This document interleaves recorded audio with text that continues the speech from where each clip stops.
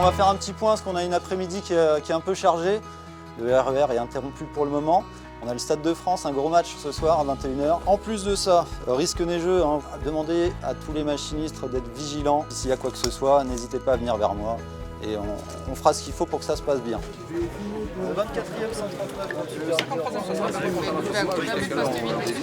Bonsoir, c'est la supervision de la RATP, la régulation des bus. Alors non, tu vas donner au 46 s'il te plaît, de 60 sur le 35.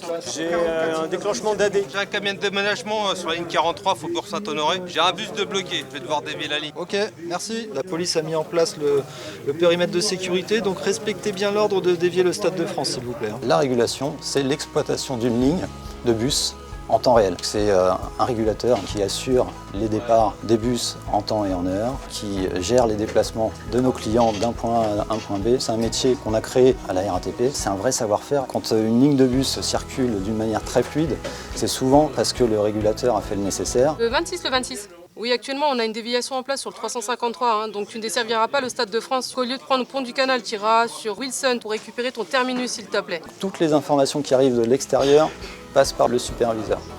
Donc ça peut être des informations préfecture, donc la police, pompiers, ça peut être des informations internes, les centres bus, le PRS, le PRF. Tu es où? Tu es sur Nation? J'ai un bus en panne à la gare TGV sur le 350. Donc moi je veille à ce que les informations circulent dans la salle, mais aussi dans le crive. Parce qu'il n'y a pas qu'une salle au crive, il y a plusieurs salles. Et il faut que d'un centre bus à l'autre, tout le monde adopte les mêmes pratiques. Et nous, en fonction des informations qu'on va avoir, on va mettre des dispositifs en place. Béatrice, donc pour le 252, là je vois que c'est un peu compliqué sur le Stade de France. Je vais te prendre la ligne, je vais la donner au soutien à Salvatore derrière toi. Salva, je te donne le 252 s'il te plaît, avec le Stade de France, tu fais ce qu'il faut faire. 9e le 39, tu as effectué une AD, je voudrais savoir pour quelle raison. D'accord, donc tu as eu un vol à l'arraché au niveau de Cité Floréal. Donc la cliente n'est plus dans le bus. Je t'ai bien reçu, je vais transmettre les infos. Je te remercie beaucoup et je vous en dirai plus en appel général. Merci. Donc là, je viens de raccrocher avec un machiniste receveur qui m'indiquait qu'ils avaient mis en place le périmètre de sécurité sur le Stade de France.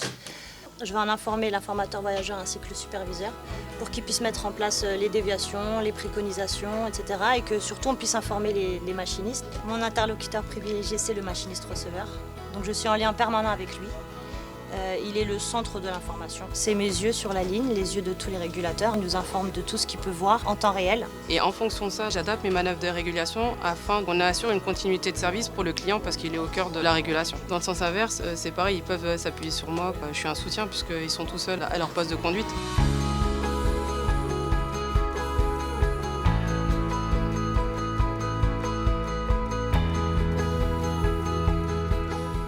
Laurent, j'ai R3 qui vient de m'appeler.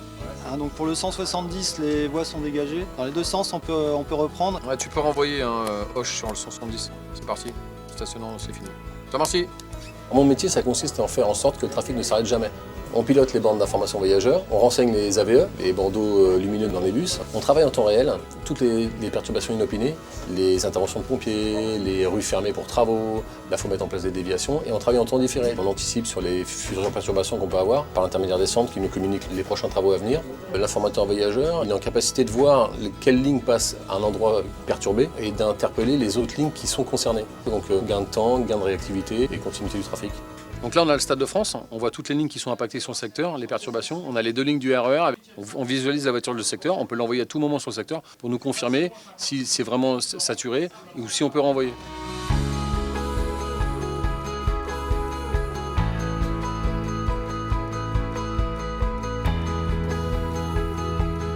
On a un accident au 4 août. T'as deux bus bloqués. J'ai limité le reste de la ligne sur le Fort d'Aubervilliers. Tous ceux qui sont sortis normalement sur Saint-Lazare, je les ai sortis sur Nation. Voilà. Ok, je te remercie Paul.